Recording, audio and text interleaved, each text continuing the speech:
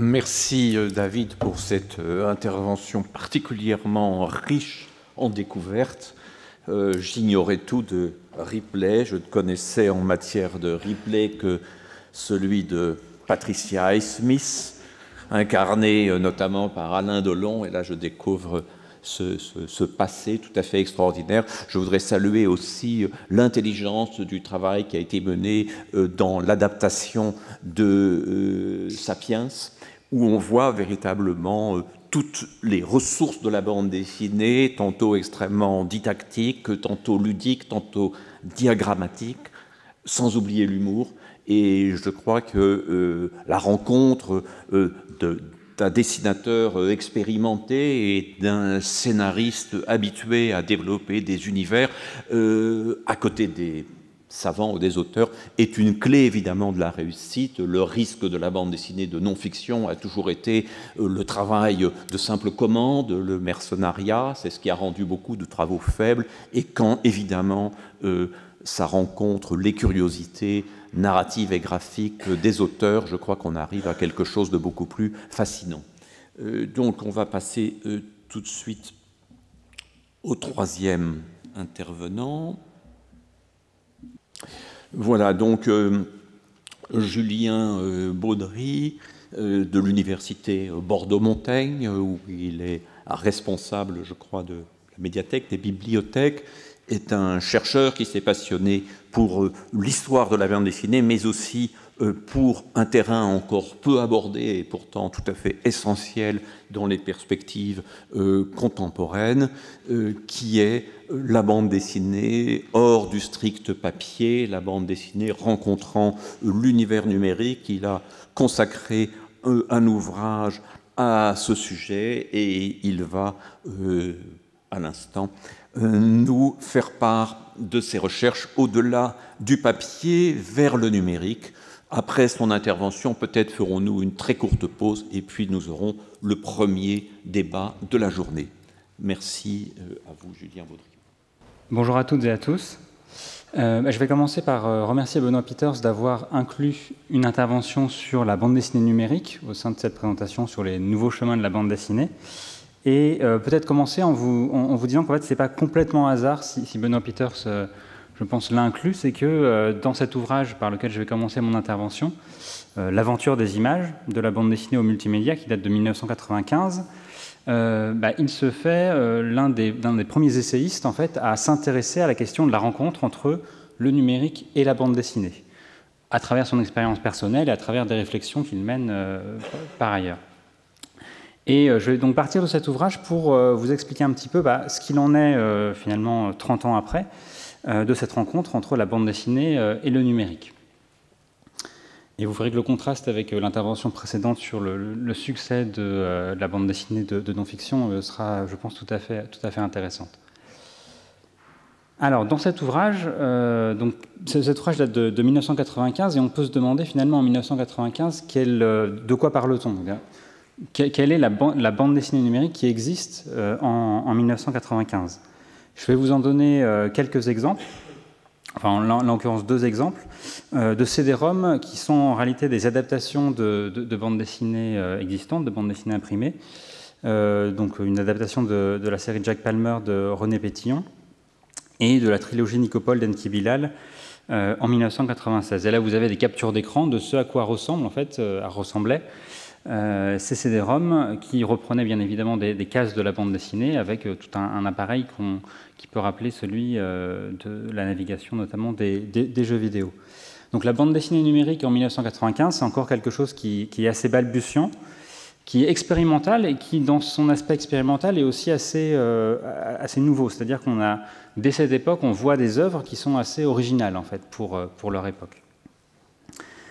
Donc cette bande dessinée numérique en 1995 va faire l'objet d'un certain nombre d'évocations, notamment à travers l'ouvrage L'aventure des images. Mais ce qui est intéressant dans cet ouvrage et qui va me permettre peut-être de prendre aussi un petit peu de hauteur dans ma présentation, c'est qu'il ne se contente pas de s'intéresser à la question du numérique et de la transition numérique ou de la rencontre entre la bande dessinée et le numérique, il va en fait poser la question plus largement du rapport de la bande dessinée à la technologie et aux évolutions technologiques. Et pour ce faire, il va s'intéresser par exemple à des événements du 19e siècle, le 19e siècle étant un moment historique essentiel dans l'évolution de la culture visuelle, en particulier sur le plan technologique, avec tout un ensemble d'inventions qui vont permettre notamment la reproduction mécanique des images, mais qui vont en fait faire évoluer la culture visuelle d'une manière assez considérable. Et là, vous avez un exemple, on pourrait en citer plusieurs, mais un exemple qui est celui de la chronophotographie. Donc cette méthode qui consiste à prendre une série de photographies d'un objet en mouvement pour représenter ou pour montrer comment se décompose le mouvement.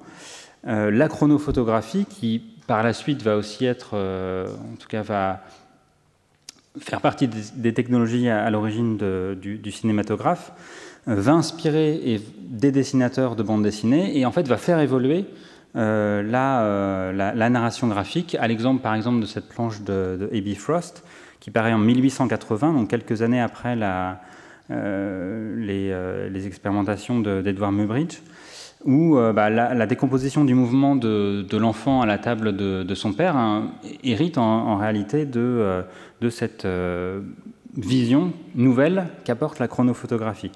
Et donc ce que je retiens finalement de l'exemple du 19e siècle, c'est que les évolutions technologiques qui touchent à la culture visuelle sont à même de faire évoluer la bande dessinée elle-même, ou en tout cas les histoires en images, si on reprend le cas du 19e siècle.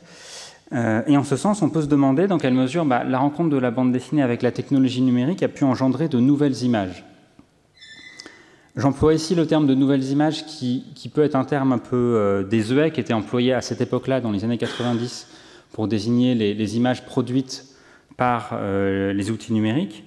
Mais je l'emploie à dessein parce que ce qui m'intéresse dans ce terme, c'est vraiment l'idée de nouveauté, c'est-à-dire l'idée finalement d'inédit. Dans quelle mesure la rencontre entre la bande dessinée et le numérique peut engendrer des images qui, par leurs caractéristiques, par leur mode de lecture, par les effets visuels qu'elles utilisent, sont finalement inédites par rapport à ce que la culture visuelle, d'une façon générale, peut contenir.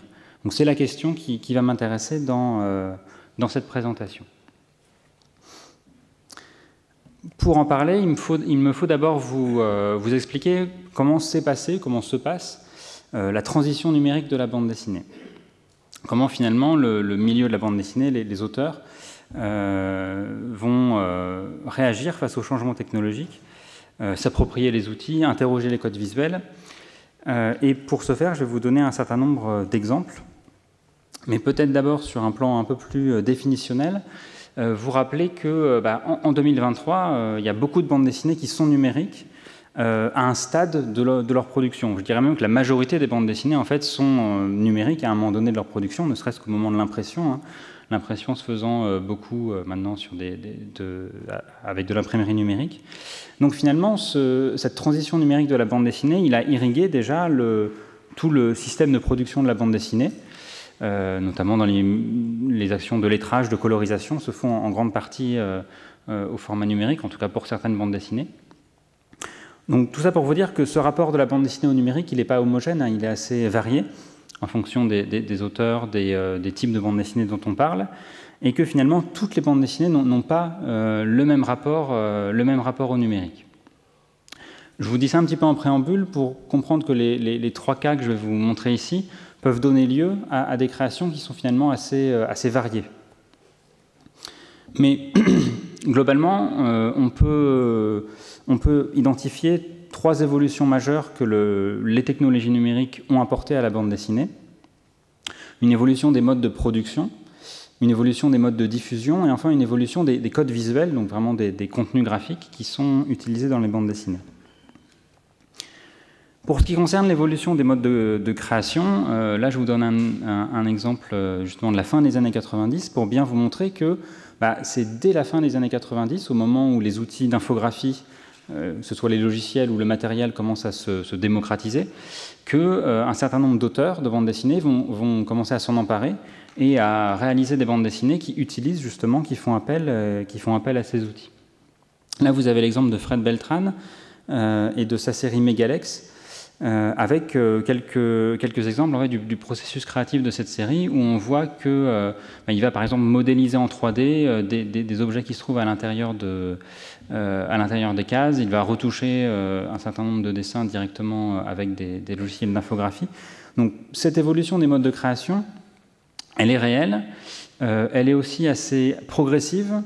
L'enquête de 2016 des États généraux de la bande dessinée avait montré que la majorité des auteurs de bande dessinée à cette époque-là utilisaient toujours des outils non numériques pour dessiner, pour la phase de dessin à proprement parler. Donc c'est vraiment quelque chose qui est en fait assez progressif, même si je pense que depuis 2016 ça a dû évoluer d'une manière assez importante avec le changement générationnel.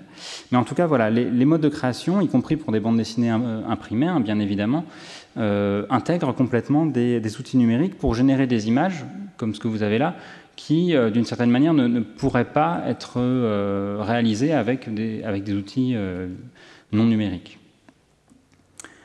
En parallèle, on va voir aussi, alors ça plutôt au début des années 2000, même si ça existe aussi à la fin des années 90, on va voir aussi une évolution des modes de diffusion de la bande dessinée.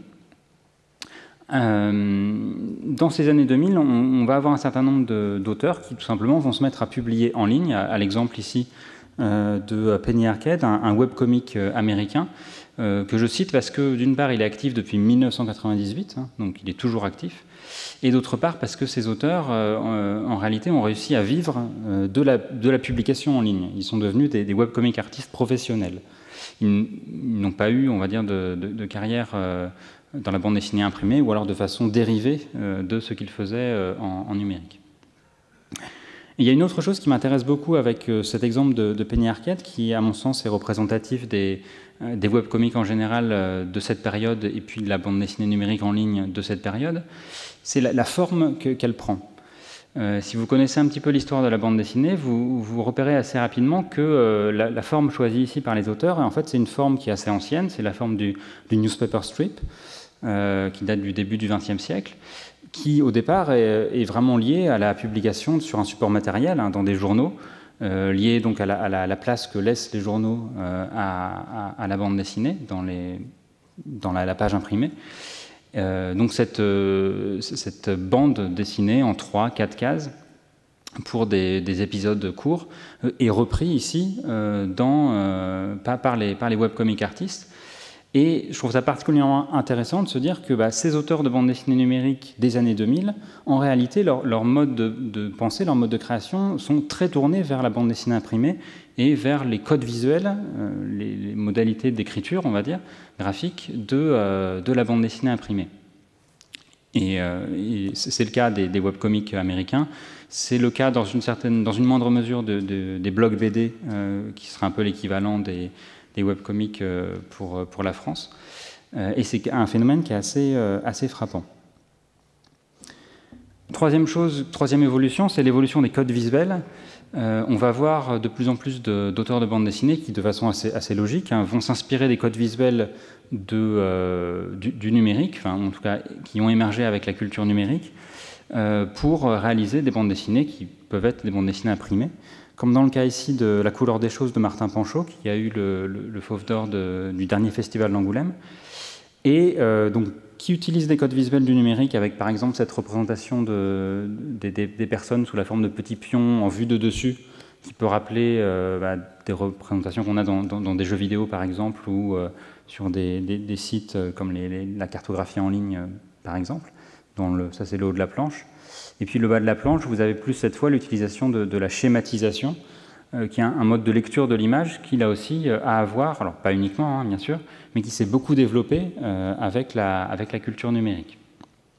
Et ce qui est intéressant dans le cas de Martin Panchaud, c'est qu'il va en fait utiliser ces codes visuels du numérique et il va les interroger d'une certaine manière. Il va, à travers cette bande dessinée qui raconte une histoire qui est assez mélodramatique, et qui est vraiment très, très, très narrative, il va vraiment poser la question, est-ce que les codes visuels du numérique peuvent permettre de raconter des histoires avec les mêmes émotions, avec les mêmes sentiments que les codes visuels traditionnels de la bande dessinée. Donc pour revenir un petit peu et résumer cette première partie, on a un certain nombre d'évolutions, des modes de production, des modes de diffusion, des codes visuels qui sont qui sont visibles dès les années 2000. Et ce sur quoi j'aimerais revenir et insister dans la transition numérique de la bande dessinée, c'est sur le fait que, dans tous les cas, et j'espère l'avoir montré ici avec ces exemples, l'une des caractéristiques fortes de la transition numérique de la bande dessinée, c'est la permanence de l'imprimé, en réalité. Permanence, résistance, je ne sais pas quel est le terme le plus exact, parce que l'idée de confrontation n'est pas forcément la meilleure, mais en tout cas, c'est le fait que la culture imprimée dans laquelle s'inscrit la bande dessinée contemporaine, d'une certaine manière, est suffisamment forte pour résister à une forme de substitution numérique qu'on peut trouver dans d'autres médias, la musique, le cinéma par exemple, qui ont pu connaître des évolutions semblables. Mais la bande dessinée va vraiment voir une permanence de cette création imprimée, qui évidemment va avoir des conséquences sur ce dont je vais parler après, c'est-à-dire sur sa potentialité à générer de nouvelles images à l'aide du numérique. Je vais quitter un petit peu les débuts de la bande dessinée numérique pour cette fois revenir sur des aspects un peu plus théoriques et sur les potentialités de la bande dessinée numérique pour la génération de nouvelles images. C'est-à-dire dans quelle mesure la rencontre entre le numérique et la bande dessinée peut effectivement faire apparaître des images inédites. Pour rebrancher un petit peu avec l'historique que je vous ai donné jusqu'à présent, donc je reviens à cette idée qu'entre 2000 et 2009, on a des créateurs de bande dessinée numérique qui, en réalité, regardent encore beaucoup du côté des formes de l'imprimé. Il y a des expériences, on va dire, un peu plus novatrices, mais elles sont assez peu nombreuses. Et puis surtout, les expérimentations de la fin des années 90 qui ont eu lieu et qui ont été réelles, elles semblent un peu lointaines et oubliées. Elles n'ont pas donné lieu à des créations vraiment pleinement numériques, d'une certaine manière. Je pense aux exemples des CD-ROM que j'ai présentés précédemment. Alors bien sûr, l'industrie du CD-ROM s'est effondrée assez rapidement, mais de même, il n'y a pas eu de reprise ou de suivi d'œuvres semblables sur des supports numériques. Et finalement, il faut attendre les années 2010 pour que se développent à nouveau des créations qui exploitent pleinement les potentialités du numérique. Et en même temps, c'est ça qui est intéressant, il y a aussi un appareil théorique qui va se développer, cette fois plus dans le domaine de la recherche, pour appuyer justement ces créations. Et ça m'intéresse parce que, pour moi, c'est dans les années 2010 que cette question de l'apparition, de la génération de nouvelles images numériques va réellement se fructifier d'une certaine manière. Je vais commencer par les aspects plus théoriques, en rappelant qu'il y a un certain nombre de chercheurs ou d'artistes, ou les deux parfois, qui ont réfléchi à cette question justement des potentialités numériques de la bande dessinée. Et je vais me servir de leurs travaux pour justement illustrer tout ça. Donc là, j'en cite notamment trois: Daniel Merlin-Goodbray, Magali Boudissa, Anthony Rajol. Il y en a d'autres, et à la manière de Jan Bettens, je pense que je pourrais aussi citer Julia Bonacorsi, Philippe Paolucci, qui de même ont réfléchi à cette question. Et qui, du coup, me permet aussi un petit peu de définir ce que je vais entendre ici par bande dessinée numérique dans la suite de ma présentation. Dans un premier temps, une bande dessinée numérique, à mon sens, se comprend d'abord comme possédant un certain nombre de caractéristiques qu'elle hérite de la bande dessinée. Ou bien, dit autrement, un objet numérique visuel peut être vu comme une bande dessinée à partir du moment où elle se relie à la bande dessinée par l'usage d'un certain nombre de caractéristiques. Alors, en fonction des auteurs, ce n'est pas forcément les mêmes qui sont cités. Et là je cite celle que Daniel Merlin-Goodbray, dans sa thèse en 2017, va donner. Je ne vais pas forcément détailler l'ensemble de ces propositions, mais voilà, vous voyez l'idée, c'est que ces caractéristiques, ce que vous voyez à gauche, qui sont des caractéristiques que lui identifie comme relevant de la bande dessinée, on va les retrouver dans des œuvres visuelles numériques, et si on les retrouve, c'est qu'elles héritent de la bande dessinée, elles sont inspirées par la bande dessinée imprimée.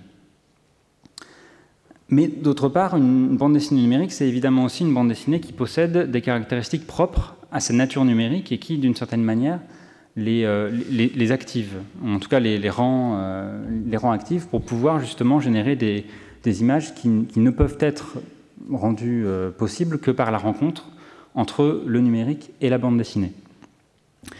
La plupart des auteurs en fait se mettent d'accord sur 3 caractéristiques qui seraient propres à la bande dessinée numérique et qui peuvent en tout cas être potentielles dans une bande dessinée, on va dire, nativement numérique, pleinement numérique, le déploiement sur écran, l'interactivité et puis le multimédia. Le déploiement sur écran, c'est l'idée que l'artiste, quand il crée sa bande dessinée, il prend en compte le fait qu'elle va être lue sur un écran et que de ce fait, il faut prendre en compte la nature de l'écran, la modalité de lecture que cela implique, la forme que peut prendre l'écran, qui peut être variable par ailleurs. Donc, c'est cette idée-là qui s'oppose d'une certaine manière aux bandes dessinées numérisées, homothétiques, que l'on peut trouver sur les plateformes de diffusion de bandes dessinées numériques, où, malgré tout, depuis quelques années, on a inventé des systèmes de lecture, case par case, notamment de ces bandes dessinées. Donc la contrainte de l'écran est prise en compte, qui évidemment n'est pas la même du tout que la contrainte de la page matérielle. L'interactivité, c'est l'idée que ces bandes dessinées numériques, le lecteur peut interagir avec elles, par exemple pour déplacer des éléments de la bande dessinée, pour déclencher des événements ou des éléments complémentaires, pour modifier la linéarité de l'histoire également. On a des bandes dessinées, par exemple, à embranchement, qui sont assez caractéristiques de ce point de vue-là. Donc l'interactivité prend vraiment en compte l'action du lecteur dans la narration dans la bande dessinée numérique elle-même. Et enfin, le multimédia ou le multimodal, ça dépend de la manière de le voir, c'est l'idée que ces bandes dessinées numériques peuvent contenir autre chose que des images fixes. Elles peuvent également contenir, par exemple, de l'animation, des images animées, elles peuvent contenir du son, de la vidéo, des éléments qui seraient difficiles, je dirais pas impossibles, à inclure dans une bande dessinée imprimée. Donc ça, c'est pour les aspects théoriques. Si j'en viens aux aspects plus, on va dire, concrets, et sur les bandes dessinées qui en pratique sont apparues dans les années 2010, ce qu'on peut retenir, c'est qu'il y a en fait 2 formes que je vais appeler standards qui sont devenues récurrentes dans la bande dessinée numérique depuis une quinzaine d'années. C'est le diaporama et le défilement vertical. Le diaporama, c'est en partie ce que vous avez ici à l'écran, c'est une suite d'images qu'on va activer les unes après les autres, qui vont se substituer les unes aux autres, et tout l'enjeu pour le créateur de bande dessinée numérique sur diaporama, c'est bien évidemment de prendre en compte cette substitution d'une image pour une autre, et de les faire entrer en relation au cours de la lecture numérique. Le défilement vertical, c'est ce que vous avez notamment sur vos smartphones et sur un certain nombre de réseaux sociaux. C'est tout simplement le fait de scroller de haut en bas pour faire défiler la page Internet, et pour faire défiler, en l'occurrence pour une bande dessinée, les images et l'histoire. Donc ces 2 modalités, c'est vraiment celles qui, alors je dis, sont devenues récurrentes au sens où il y a d'autres expérimentations qui ont eu lieu sur d'autres types de formes de bande dessinée numérique, mais qui ont eu moins de succès ou qui n'ont pas donné lieu à, on va dire, un nombre conséquent de productions. Alors que le diaporama et le défilement vertical, pour le coup, ont vraiment donné lieu à des créations assez nombreuses. Je vais vous en donner quelques exemples.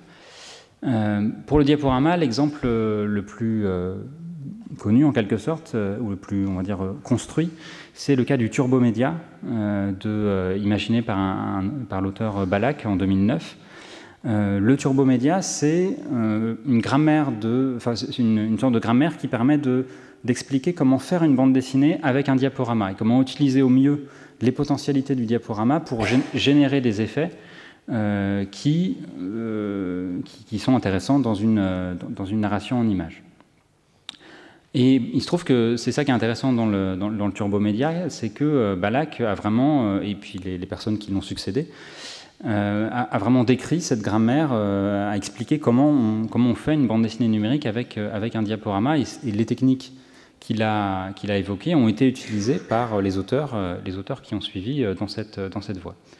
Je vais vous donner un exemple ici. Alors c'est toujours difficile de montrer des bandes dessinées numériques à l'écran dans une présentation, parce que vous n'avez pas le geste que je fais moi, qui évidemment est très important dans la lecture de la bande dessinée numérique. Je vais le faire pour vous.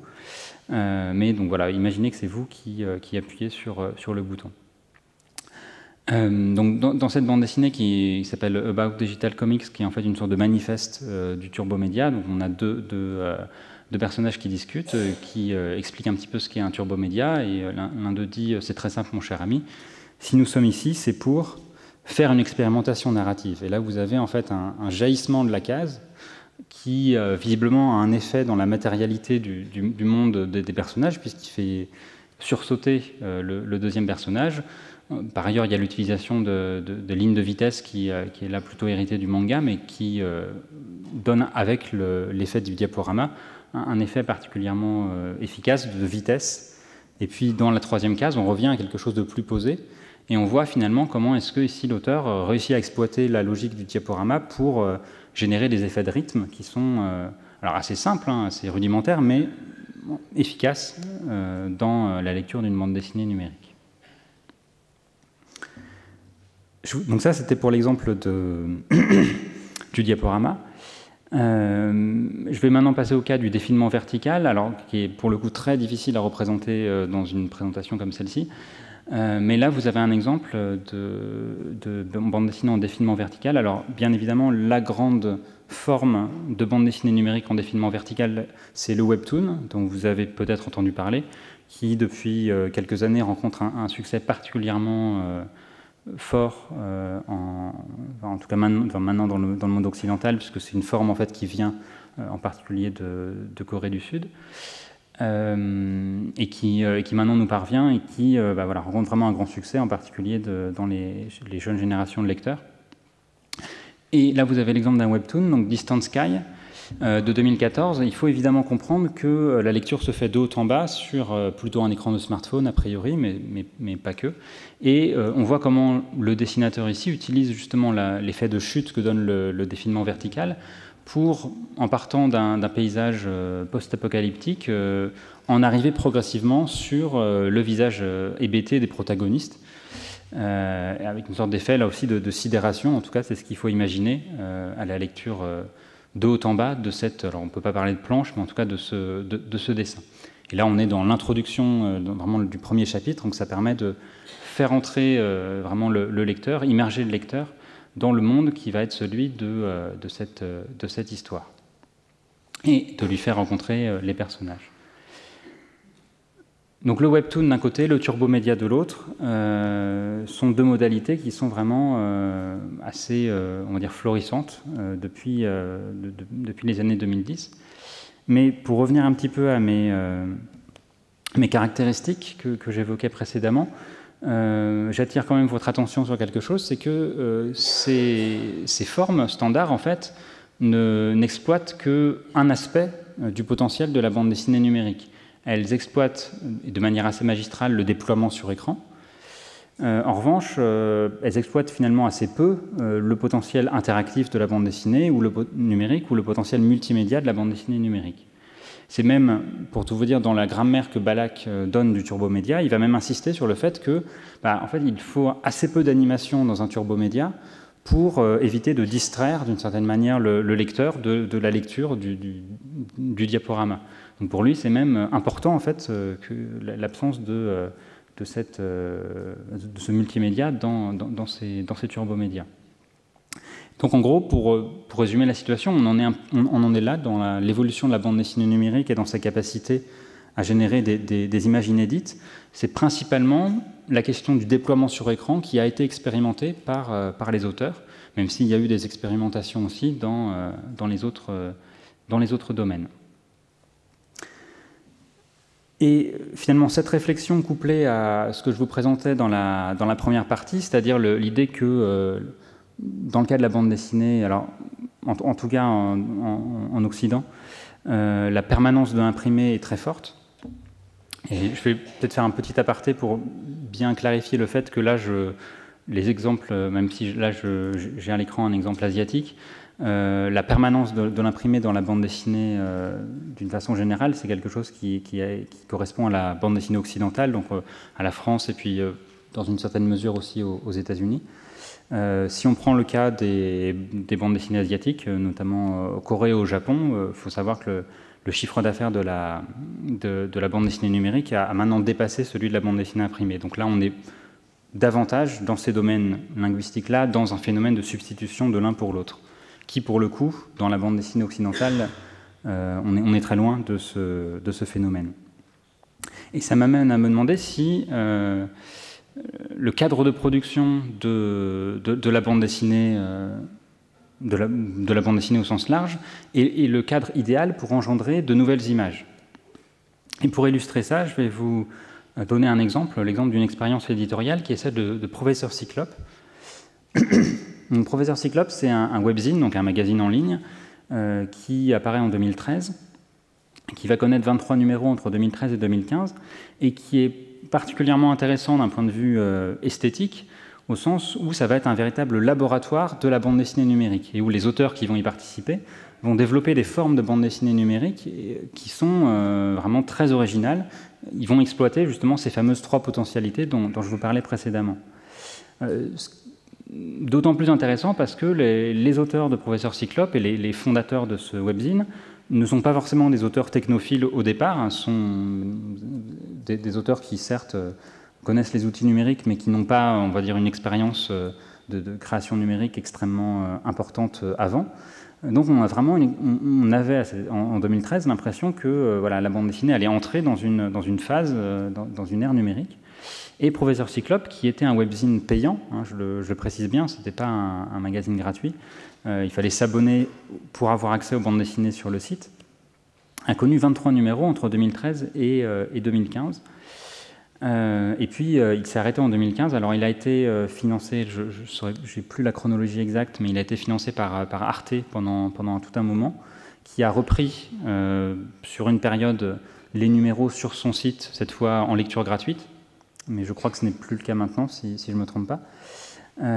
Et l'interruption de Professeur Cyclope au bout de 3 années d'expérimentation, alors on pourrait trouver plein de raisons, hein, je ne vais pas forcément toutes les évoquer, mais au dire de Fabien Wellman, qui était l'un des fondateurs de ce webzine, il y a tout simplement le fait qu'ils n'ont pas pu trouver de modèle économique qui permette de faire perdurer un webzine en rémunérant les auteurs de façon satisfaisante, de la manière qu'ils avaient imaginé au départ. Donc en gros, on pourrait dire d'une certaine manière que le public de la bande dessinée n'était pas forcément prêt à ce type d'expérimentation.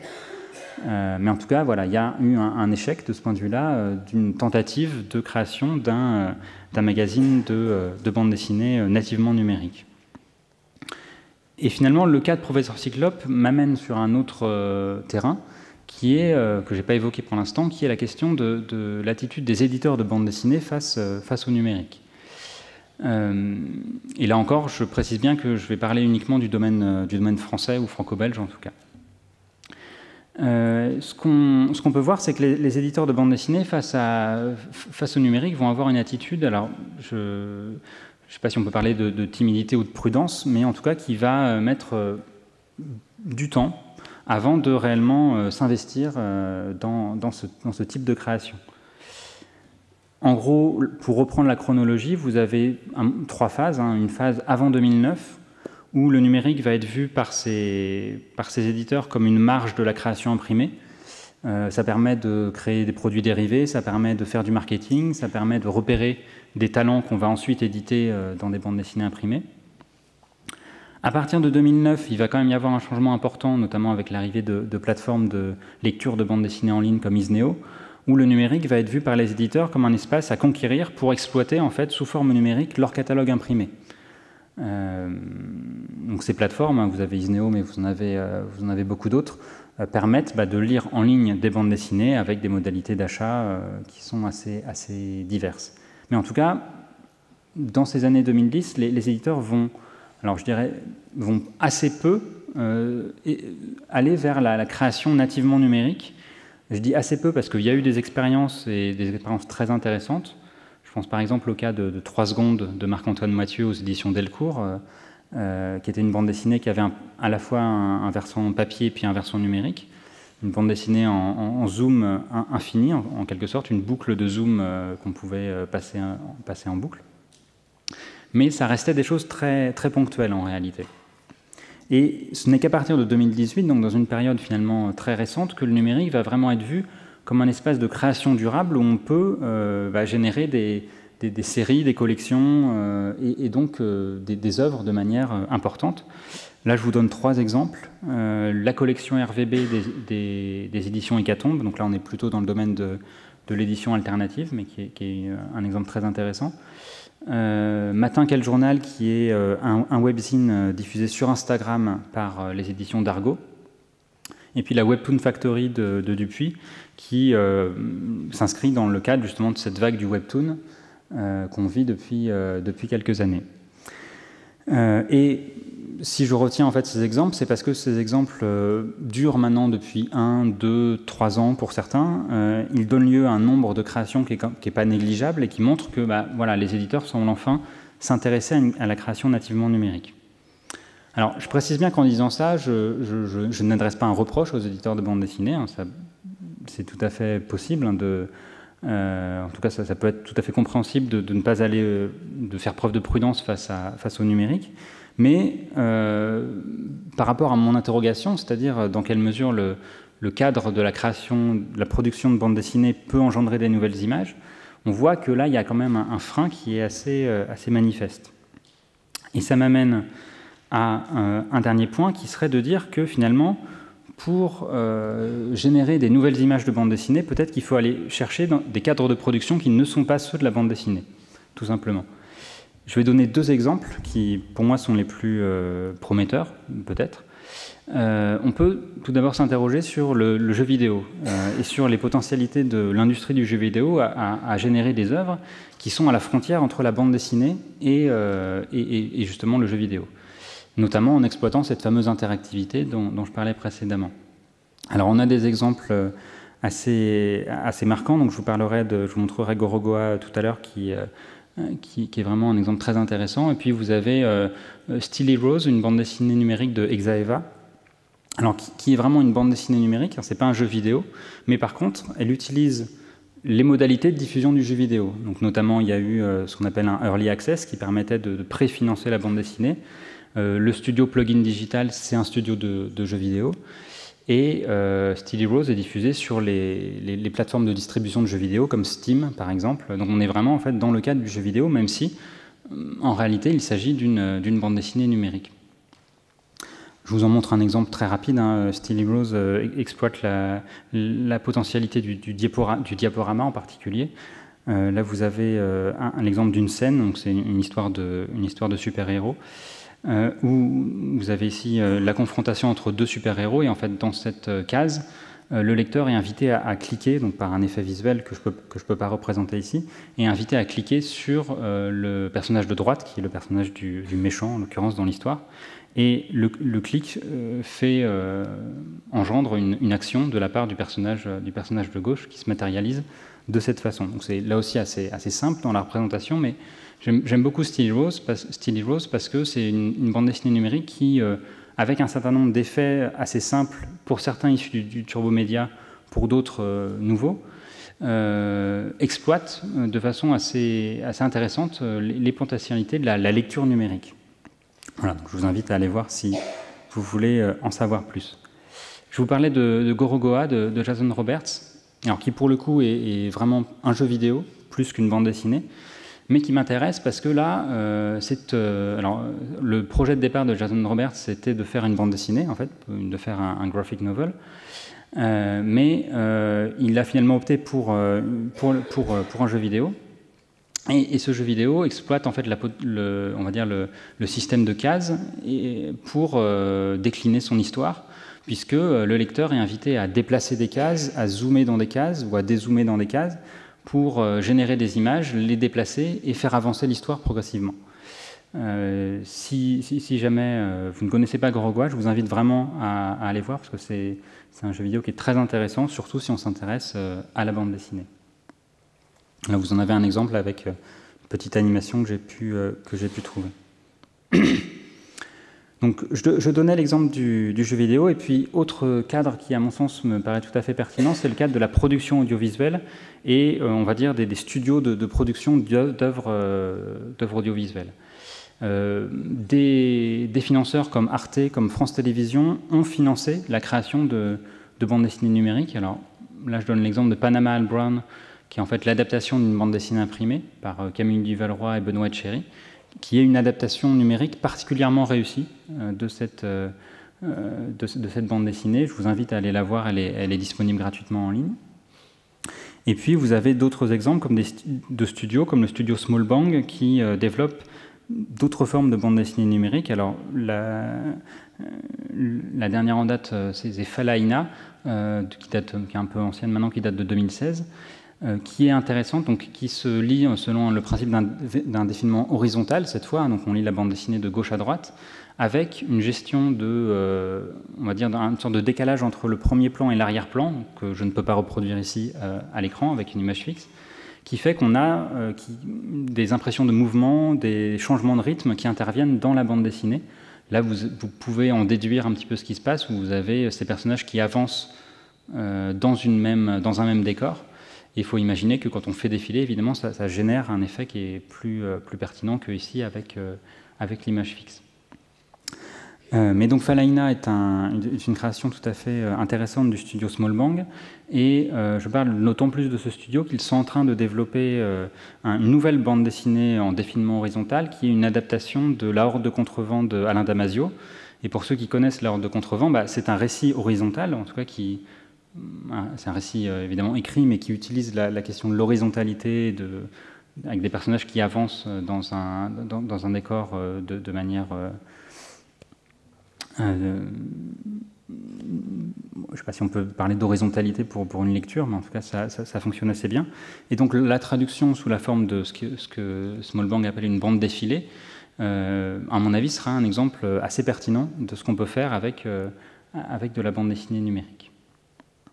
Voilà pour quelques exemples, pour évoquer un petit peu, alors je suis historien donc je ne fais pas de prédiction sur l'avenir, mais pour évoquer à mon sens ce qui peut être peut-être des cadres de production pertinents et particulièrement inventifs pour la bande dessinée numérique, donc le jeu vidéo et la production audiovisuelle.